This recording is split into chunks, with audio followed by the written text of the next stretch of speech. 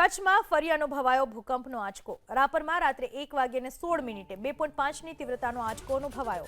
ભૂકંપનું કેન્દ્રબિંદુ રાપરથી 21 kilometre દૂર નોંધાયું। ગઈકાલે પણ વહેલી સવારે 4:30 વાગે વાગડ વિસ્તારમાં 4.6ની તીવ્રતાનો ભૂકંપ અનુભવાયો હતો। ગઈકાલે દિવસ દરમિયાન કુલ 17 આફ્ટર શોક પણ નોંધાયા હતા। કચ્છ વિસ્તાર ભારતના ભૂકંપ સંવેદનશીલ ઝોન 6માં આવે છે।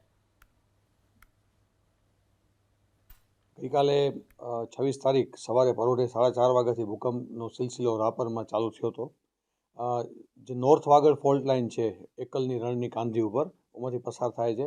એમાં સવારે મતલબ પરોઢે 4:30 વાગે 4.6નો ભૂકંપ આવ્યો। ત્યારબાદ ત્યાં ભૂકંપના આફ્ટરશોક ચાલુ થઈ ગયા। બપોરે 11 વાગે 3નો ભૂકંપ આવ્યો। ઇવન આજે 27 તારીખે પરોઢે સવારના એટલે ગઈકાલની રાતના 1:30 વાગે પણ બીજો 2.5નો ભૂકંપ આવ્યો।